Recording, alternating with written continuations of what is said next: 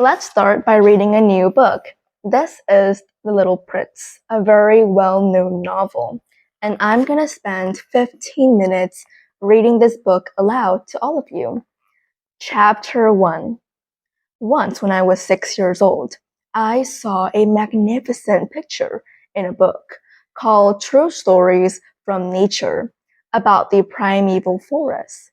It was a picture of a boa constrictor in the act of swallowing an animal. Here's a copy of the drawing. In the book, it said, boa constrictor swallow their prey whole without chewing it. After that, they're not able to move, and they sleep through the 6 months that they need for digestion. I pondered deeply. Then, over the adventures of the jungle, and after some work with a colored pencil, I succeeded in making my first drawing. My drawing number 1. It looks something like this. I showed my masterpiece to the grown-ups and asked them whether the drawing frightened them, but they answered, frightened? Why would anyone be frightened by a hat? My drawing was not a picture of a hat. It was a picture of a boa constrictor digesting an elephant. But since the grown-ups were not able to understand it, I made another drawing. I drew the inside of a boa constrictor so that the grown-ups could see it clearly. They always need to have things explained. My drawing number 2 looked like this. The grown-up's response this time was to advise me to lay aside my drawings of boa constrictor, whether from the inside or the outside, and devote myself instead to geography, history, arithmetic, and grammar. That is why at the age of 6, I gave up what might have been a magnificent career as a painter. I had been disheartened by the failure of my drawing number 1 and my drawing number 2. Grown-ups never understand anything by themselves, and it is tiresome for children to be always and forever explaining things to them.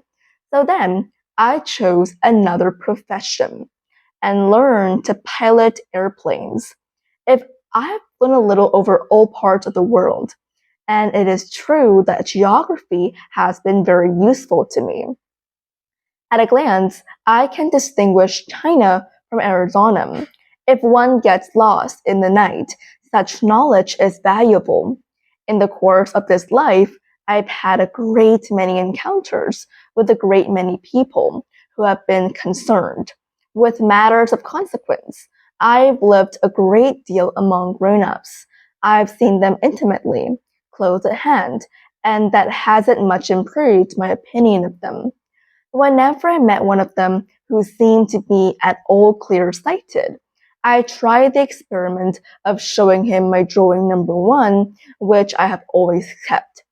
I would try to find out, so if this was a person of true understanding, but whoever it was, he or she would always say, that is a hat.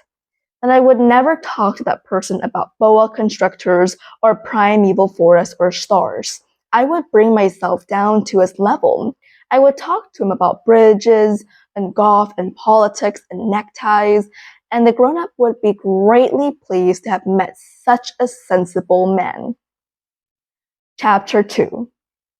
So I lived my life alone, without anyone that I could really talk to, until I had an accident with my plane in the desert of Sahara 6 years ago. Something was broken in my engine, as I had with me neither a mechanic nor any passengers, I set myself to attempt the difficult repairs all alone. It was a question of life or death for me. I had scarcely enough drinking water to last a week. The first night then, I went to sleep on the sand, 1,000 miles away from any human habitation. I was more isolated than a shipwrecked sailor on a raft in the middle of the ocean. Thus, you can imagine my amazement at sunrise when I was awakened by an odd little voice. It said, "If you please, draw me a sheep." What? Draw me a sheep? I jumped to my feet, completely thunderstruck. I blinked my eyes hard.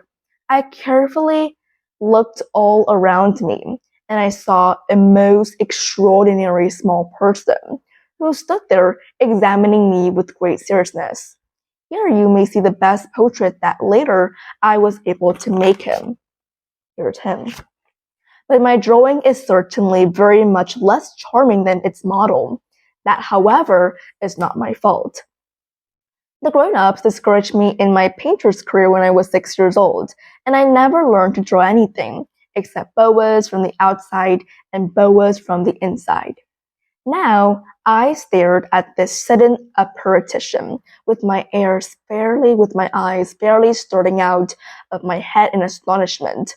Remember, I had crashed in the desert 1,000 miles from any inhabited region, and yet my little man seemed neither to be straying uncertainly among the sands, nor to be fainting from fatigue or hunger or thirst or fear.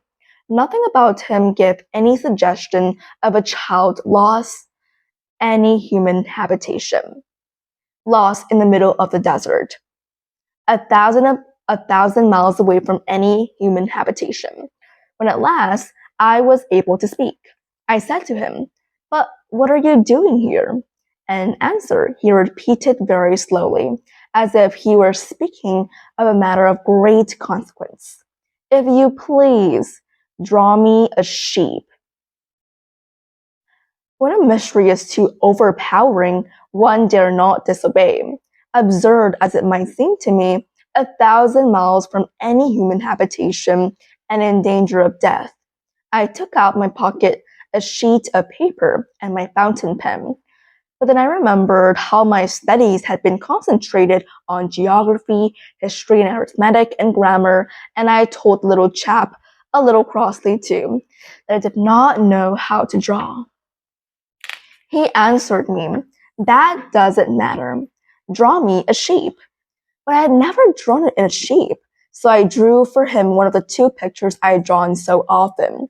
It was that of a boa constrictor from the outside, and I was astounded to hear the little fellow greet with it, "No, no, I do not want an elephant inside a boa constrictor. A boa constrictor is a very dangerous creature, and an elephant is very cumbersome. Where I live, everything is very small. When I need is a ship. Draw me a sheep."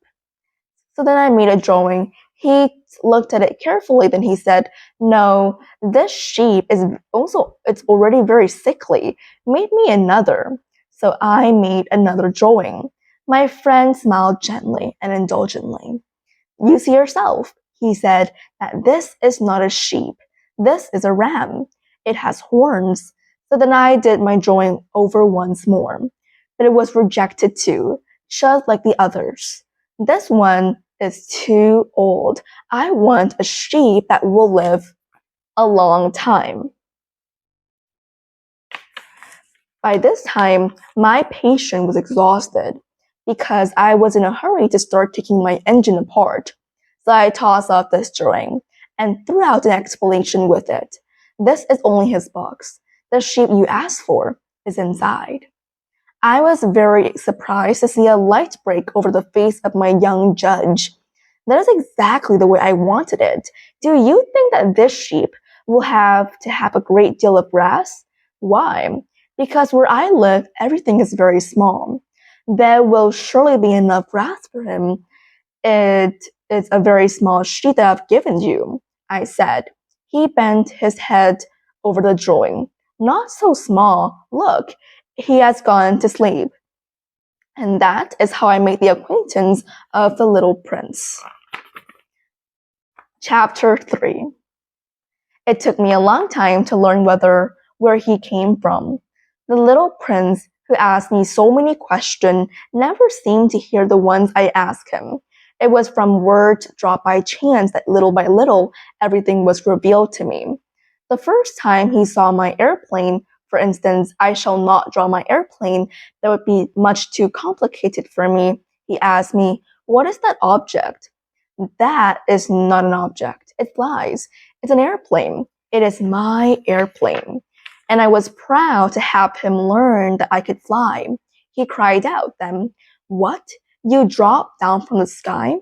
"Yes," I answered modestly. "Oh, that is funny."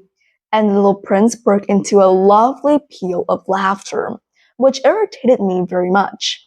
I like my misfortune to be taken seriously.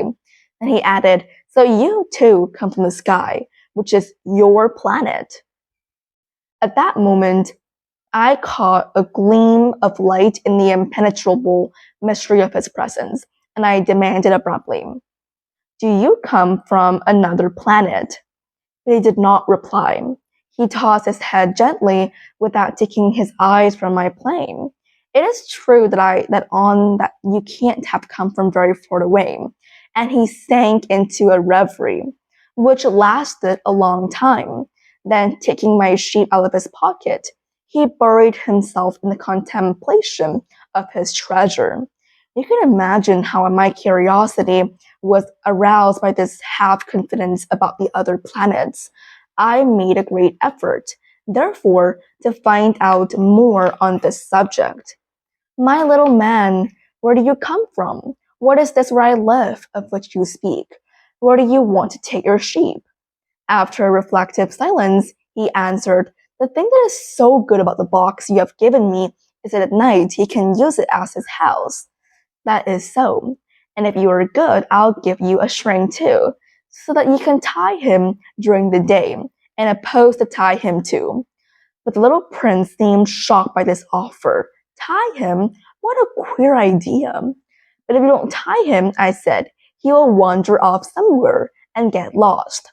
My friend broke into another peal of laughter. "But where do you think he could go?" "Anywhere. Straight ahead of him." Then little prince said earnestly, "That doesn't matter. Where I live, everything is so small." And with perhaps a hint of sadness, he added, "Straight ahead of him, nobody can go very far." So I've read three chapters because each chapter in this book is pretty short, but it's pretty interesting. Little Prince. So see you for chapter 4, 5, and 6.